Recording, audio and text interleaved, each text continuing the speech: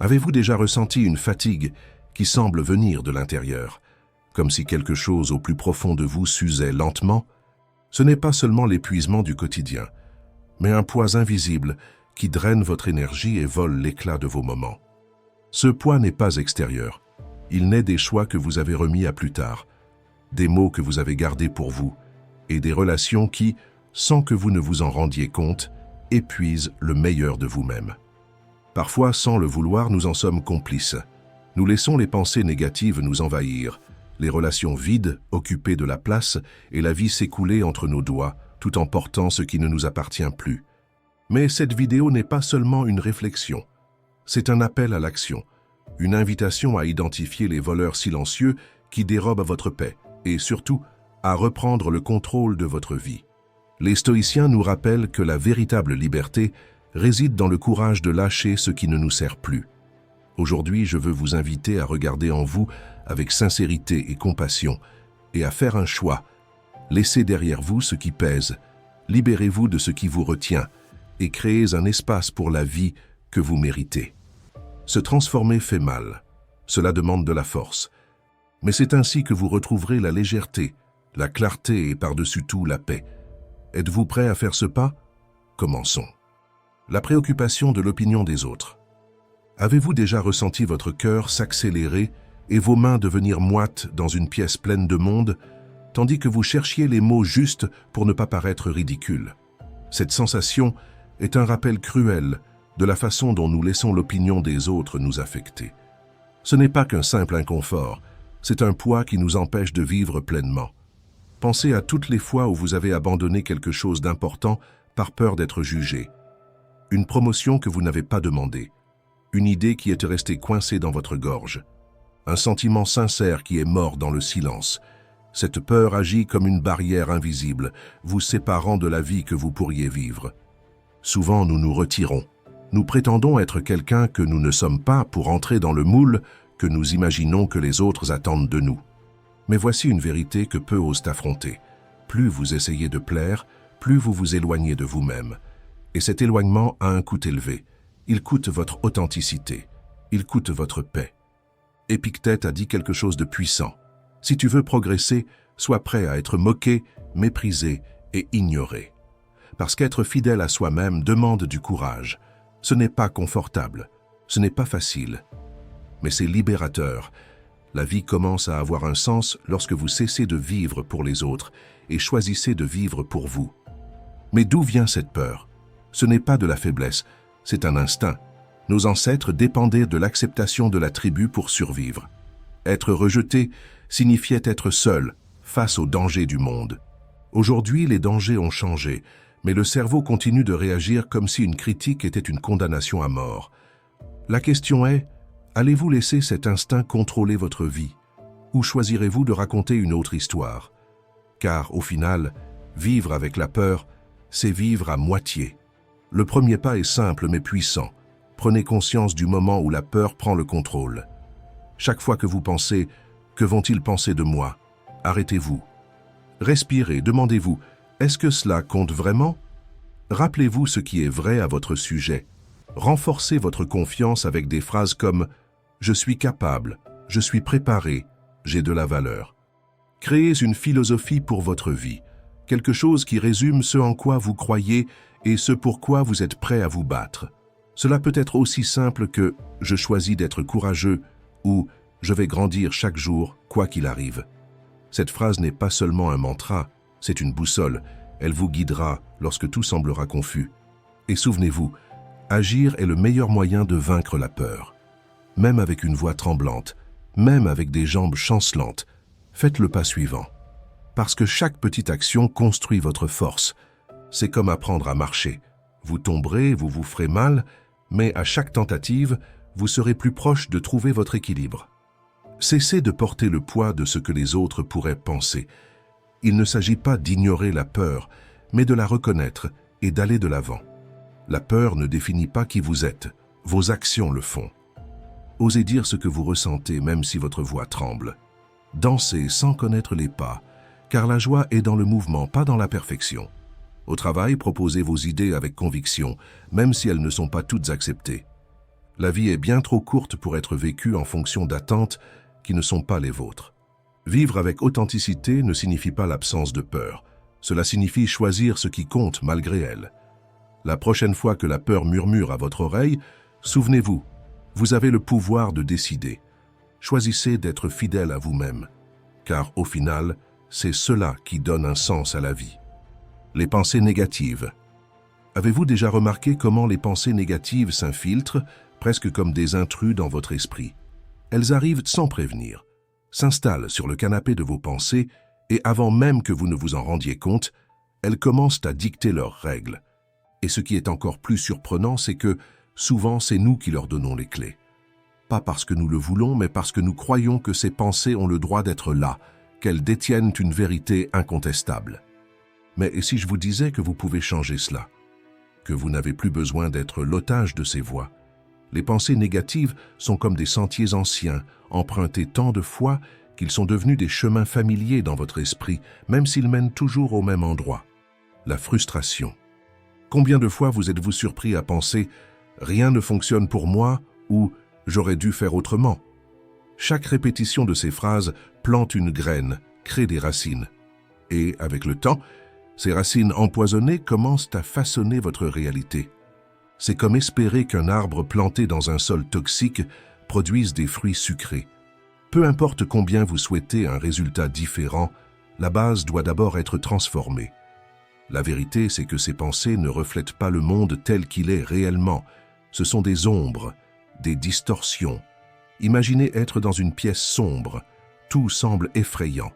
Mais en allumant la lumière, vous réalisez qu'il n'y avait rien là qui puisse vous nuire. Platon nous rappelle, l'homme qui se maîtrise est plus puissant que celui qui conquiert des cités. Le véritable pouvoir ne réside pas dans le contrôle de tout ce qui vous entoure, mais dans la maîtrise de votre propre esprit. Et cela commence lorsque vous comprenez que vous n'avez pas à croire tout ce qu'il vous dit. La psychologue Rachel Goldman nous enseigne quelque chose d'essentiel. Les pensées, les émotions et les comportements sont interconnectés. Nous avons tous des pensées inutiles de temps en temps.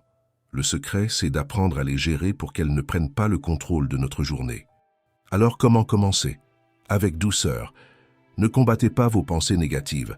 Acceptez qu'elles existent, mais choisissez de ne pas les nourrir. Voyez-les comme une radio en arrière-plan. Vous pouvez l'entendre sans y prêter attention. Plus vous vous détachez de ces idées, plus elles s'affaiblissent. Visualisez vos pensées comme des nuages dans le ciel. Elles passent, changent de forme, mais vous n'êtes pas les nuages. Vous êtes le ciel qui reste. Lorsque surgit une pensée, demandez-vous « Est-ce vrai? Cela m'aide-t-il ou me retient-il? Comment je me sens avec cela ?» Cette pause crée un espace où vous pouvez observer au lieu de réagir. Souvent, ces pensées ne sont que des exagérations ou des distorsions. En les reconnaissant pour ce qu'elles sont, vous retrouvez de la clarté et le monde cesse de paraître si oppressant. Pratiquer le détachement est l'étape suivante. Cela ne signifie pas se déconnecter de la vie, mais permettre aux pensées négatives de suivre leur cours, sans les retenir. Comme l'a dit William Wordsworth, notre destin est façonné par nos pensées. Elles construisent ou détruisent de nos vies. Surmonter les pensées négatives n'est pas un grand duel. C'est une pratique quotidienne d'attention et de soin envers soi-même. Au final, ce que vous pensez façonne ce que vous ressentez, et ce que vous ressentez guide ce que vous faites. Changez la serrure de votre esprit. La maison est la vôtre, et vous méritez qu'elle soit un lieu de paix. Le désir de tout contrôler. Qui n'a jamais essayé de planifier chaque détail de sa vie en croyant qu'avec suffisamment d'efforts, tout fonctionnerait parfaitement? Cela semble une stratégie raisonnable, mais en réalité, c'est un piège qui nous enferme dans une illusion, celle de croire que nous avons un pouvoir absolu sur le cours des choses. Plus nous essayons de contrôler, plus la vie semble nous échapper, comme du sable que l'on serre trop fort dans la paume de la main. Et dans cet effort frénétique, nous devenons prisonniers de nos propres pensées, construisant des murs invisibles qui limitent notre capacité à vivre pleinement. Le désir de tout contrôler, c'est comme construire un barrage sur une rivière en espérant que l'eau reste immobile. Mais la vie est un flux, non quelque chose de statique. Résister à ce courant naturel, c'est s'inviter soi-même à souffrir. Jorge Luis Borges a saisi cette vérité en disant « Le doute est l'un des noms de l'intelligence ». Lorsque nous tentons d'éliminer l'incertitude, nous nions l'essence même de la vie. C'est dans l'imprévisibilité que la vie se révèle, grandit et nous transforme. Pourtant, nous persistons. Nous planifions des détails qui échappent à notre contrôle, comme l'humeur des autres ou la météo d'un grand jour, en oubliant que le monde suit son cours, indépendamment de nos souhaits. C'est épuisant et, au final, vain. La philosophie stoïcienne nous offre une alternative puissante. Concentrez-vous sur ce qui est à votre portée et lâchez prise sur ce qui ne l'est pas. Ce simple changement de perspective non seulement allège le poids sur nos épaules, mais ouvre aussi les portes de la véritable liberté. Franz Kafka disait « Vous êtes libre et cela suffit ». Et Marc Aurèle complète « Vous avez le pouvoir sur votre esprit, non sur les événements extérieurs. Acceptez cela et vous trouverez la force ». Le véritable contrôle ne réside pas dans le fait de forcer la vie à se conformer à nos plans, mais dans l'acceptation que tout ne dépend pas de nous. Dans cet acte d'acceptation, nous découvrons quelque chose de plus précieux que le contrôle, la force, la sérénité et une liberté qui nous libère de nos propres chaînes. Le désordre mental et physique. Avez-vous déjà eu l'impression de porter un poids plus lourd que ce que vous devriez? Je ne parle pas de sac ou de carton, mais de quelque chose de plus profond, cette sensation de fatigue qui ne disparaît jamais, comme si quelque chose vous tirait constamment vers le bas. Puis vous regardez autour de vous, vaisselle empilée, vêtements éparpillés, objets hors de leur place. Tout semble désorganisé. Mais le pire, c'est de réaliser que votre esprit suit le même rythme, un enchevêtrement de pensées confuses, de soucis et de tâches remises à plus tard. Cette connexion entre le chaos extérieur et intérieur n'est pas une coïncidence. Le désordre autour de nous influence notre état d'esprit. Gustave Flaubert, avec sa sagesse intemporelle, disait « L'ordre extérieur contribue à la paix intérieure ». Lorsque l'espace dans lequel nous vivons est désorganisé, cela se reflète directement sur nos émotions. Nous nous sentons accablés avant même de commencer la journée. Pensez-y. Êtes-vous déjà entré dans une pièce en désordre et avez-vous immédiatement ressenti le poids de cet environnement? Comme si le simple fait de regarder autour de vous drainait votre énergie. Cela arrive parce que le chaos physique n'est pas seulement une question d'apparence, il impacte notre esprit, nous accable d'une fatigue que nous ne percevons même pas. Thich Nhat Hanh, avec sa sérénité et sa lucidité, disait « Pour qu'un son de cloche soit clair, l'esprit doit être pur ». Et nettoyer, qu'il s'agisse de la maison ou de l'esprit, est bien plus qu'une habitude. C'est un geste de soin envers soi-même. Mais je sais qu'il arrive que le désordre semble si grand que vous ne savez même pas par où commencer. Et ce n'est pas grave. Vous n'avez pas besoin d'être parfait. Commencez petit. Un tiroir, une étagère. Prenez chaque objet et demandez-vous « Cela a-t-il encore du sens pour moi ?» Peut-être réaliserez-vous que vous gardez des choses qui ne vous servent plus, tout comme nous conservons des pensées qui auraient dû être laissées derrière depuis longtemps. Notre esprit accumule aussi du désordre, des soucis inutiles, des ressentiments, des idées dépassées.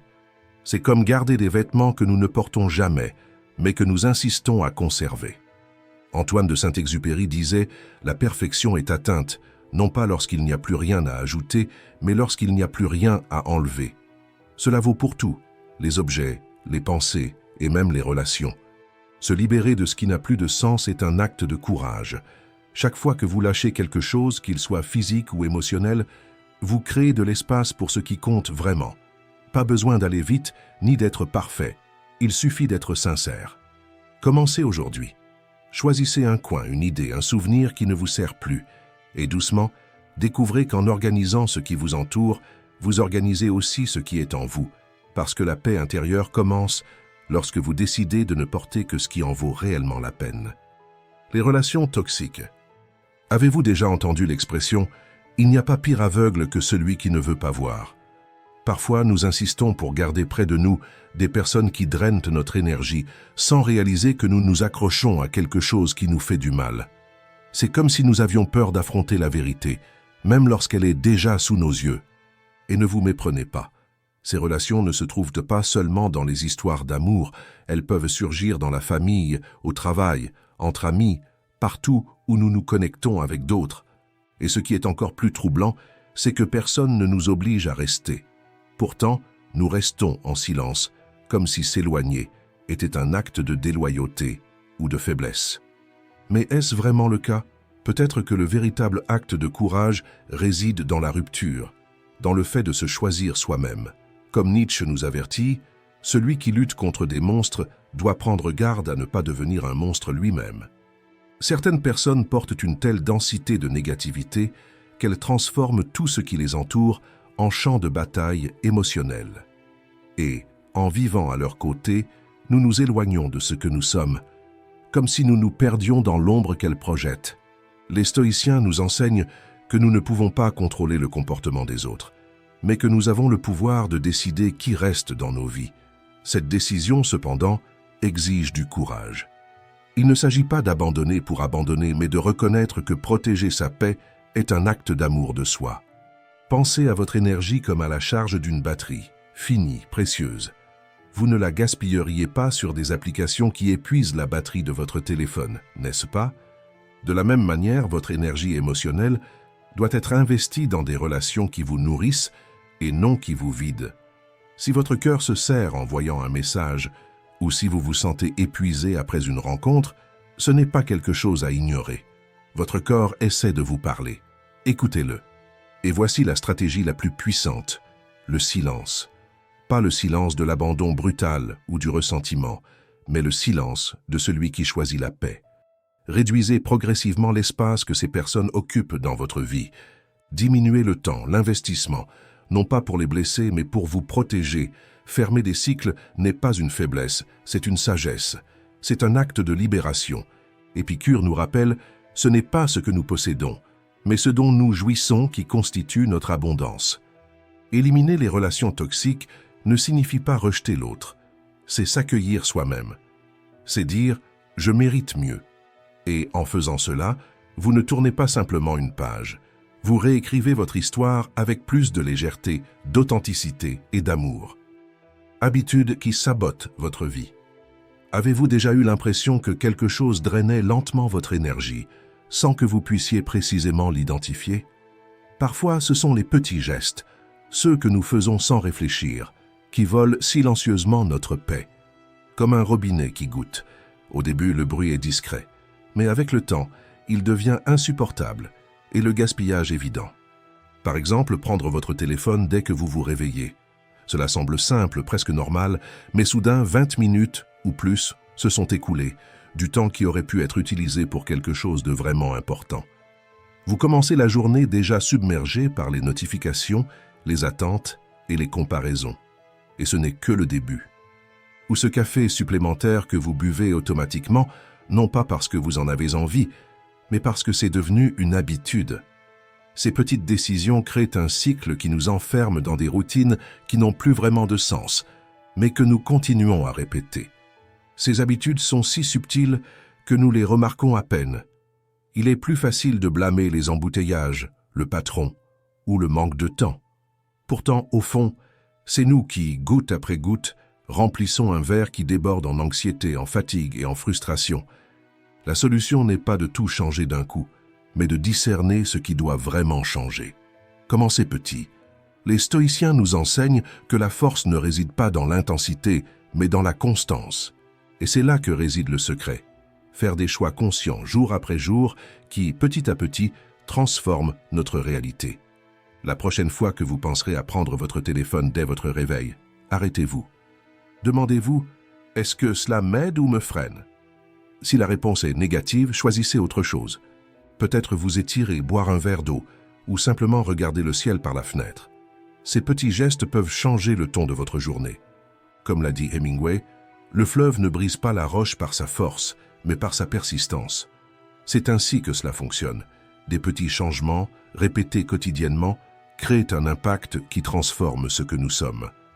Pas besoin d'être parfait ou grandiose, il suffit d'être sincère. Et quand cela semble difficile, souvenez-vous de Socrate. Le secret du changement est de concentrer toute votre énergie, non pas sur la lutte contre l'ancien, mais sur la construction du nouveau.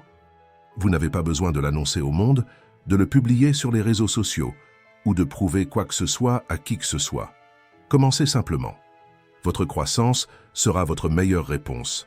Alors, quelle petite habitude, mais destructrice, pourriez-vous abandonner? Écrivez-la dans les commentaires et prenez cet engagement. non pas envers les autres, mais envers vous-même. Car au final, ce sont ces choix silencieux qui définissent qui vous voulez devenir. Parlez sous le coup de l'émotion. Combien de fois avez-vous regretté des mots prononcés sous le coup de l'émotion? Des paroles irréfléchies, dites sous l'impact des sentiments, sont comme des clous enfoncés dans du bois. Même si on les retire, les marques demeurent. Et ces marques ne sont pas seulement extérieures. Elles laissent aussi des cicatrices en nous, ceux qui les avons prononcées. Parler sans réfléchir n'est pas simplement un écart, c'est céder notre pouvoir aux circonstances. C'est comme lancer une pierre dans un lac. La pierre disparaît, mais les ondes se propagent, emportant avec elles des conséquences que nous ne pouvons ni atteindre ni contrôler. Quand nous laissons la colère, la joie excessive ou l'enthousiasme guider nos paroles, nous risquons plus que ce que nous imaginons. Des promesses faites dans l'euphorie ou des mots acerbes lâchés dans la colère ne peuvent être facilement effacés. Elles laissent des traces, parfois sous forme de blessures, parfois dans la perte de confiance. Les stoïciens nous enseignent que le véritable pouvoir ne réside pas dans la réaction, mais dans la pause.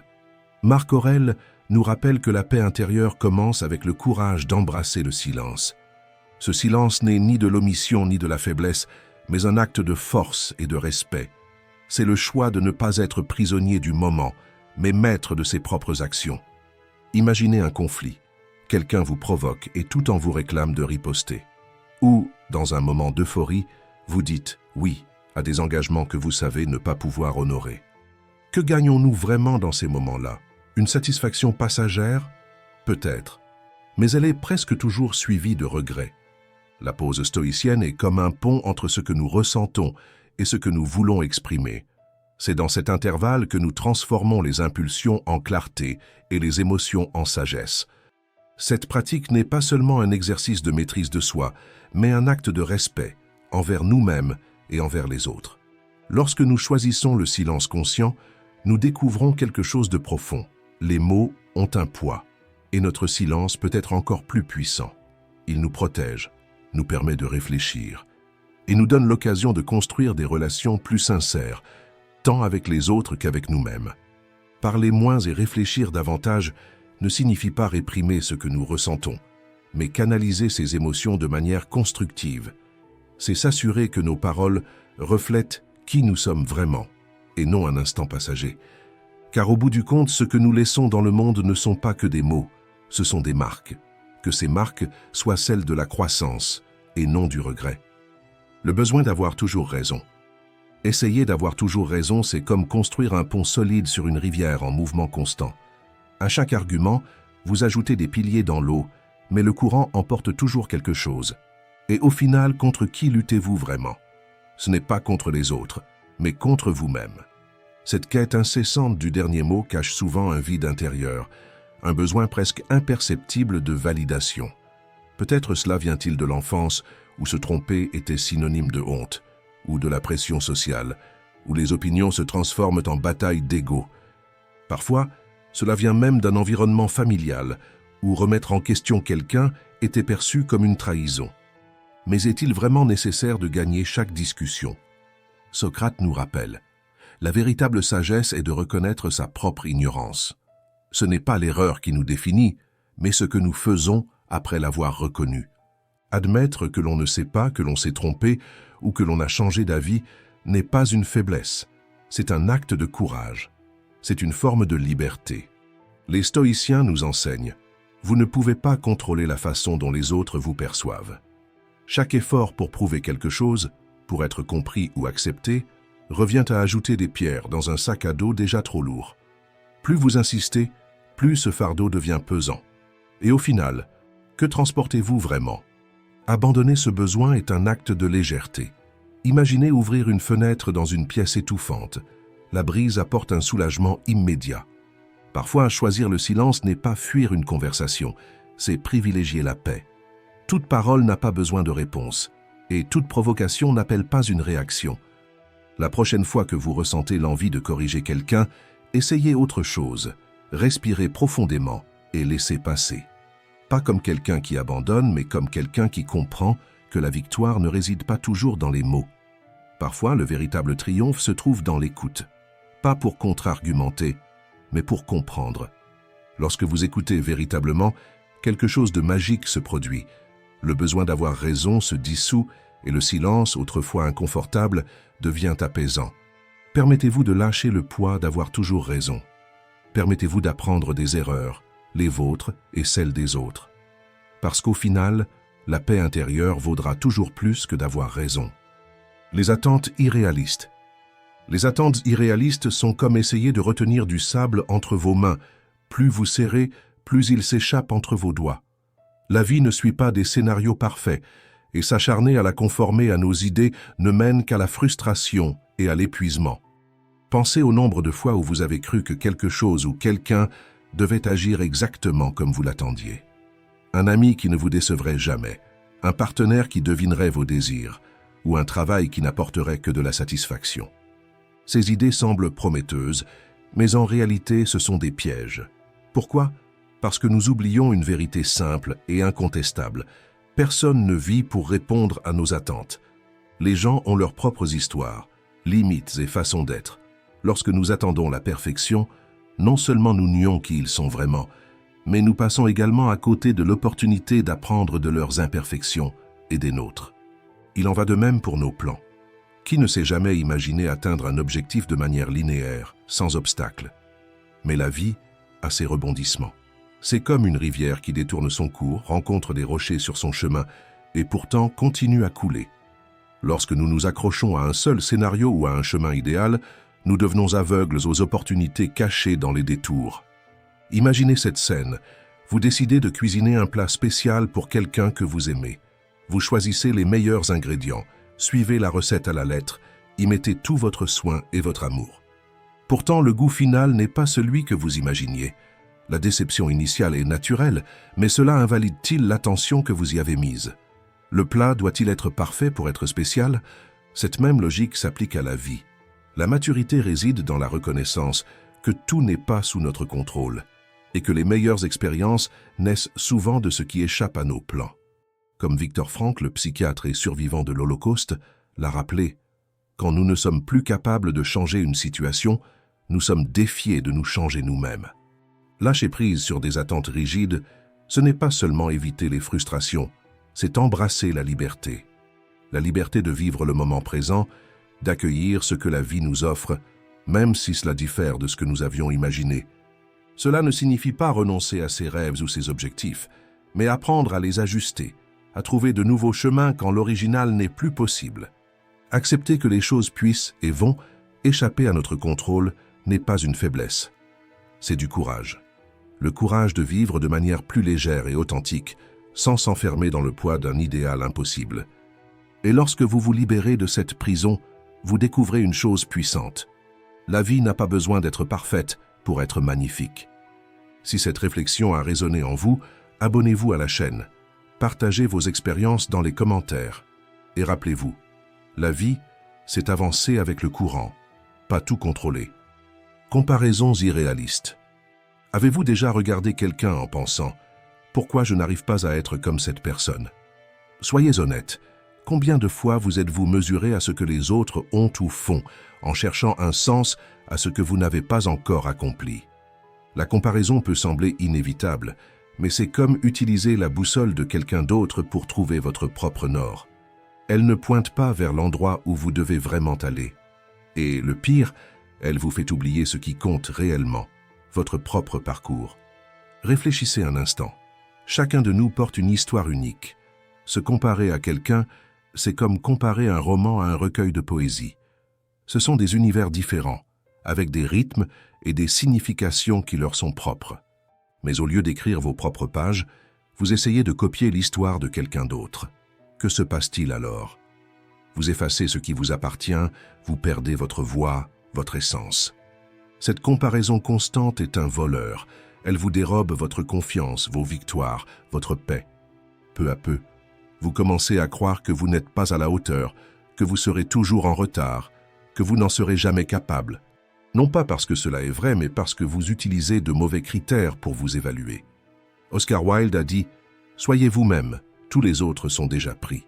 Cela semble simple, mais la profondeur de ces mots nous rappelle que nous n'avons pas besoin de moules prédéfinis. La vie n'est pas une compétition. Personne ne gagne parce qu'il est plus rapide, plus riche ou plus accompli. La seule chose qui compte, c'est ce que vous faites de votre temps ici. Les stoïciens savaient cela. Ils disaient que la seule comparaison valable est celle avec la personne que vous étiez hier. Pourquoi ne pas changer de perspective? La prochaine fois que vous ressentez l'envie de vous comparer, demandez-vous « Qu'est-ce que cela dit vraiment de moi? De quoi suis-je en train de fuir? Qu'est-ce que j'ignore en moi-même » Ces questions peuvent être douloureuses, mais elles apportent de la clarté. Une manière puissante d'échapper à ce cycle est de pratiquer la gratitude, simple mais transformateur. Lorsque vous remerciez pour ce que vous avez, pour ce que vous avez déjà accompli, quelque chose change. Vous réalisez que vous n'avez pas besoin de plus pour vous sentir complet. Comme l'a dit Emily Dickinson, la gratitude est le vin de l'âme. Allez-y, enivrez-vous. Quand vous vivez dans la gratitude, les comparaisons perdent leur force. Vous comprenez que ce qui compte vraiment ne réside pas dans ce que les autres possèdent, mais dans ce que vous construisez chaque jour, à votre rythme, avec vos choix. La vie est courte, bien trop courte pour être vécue à travers les yeux des autres. Vous avez une histoire unique, avec toutes ses imperfections et ses beautés. Permettez-vous de la vivre pleinement. Ne perdez plus de temps à essayer d'être quelqu'un d'autre. Le monde a besoin de ce que vous seul pouvez offrir. Merci d'avoir regardé.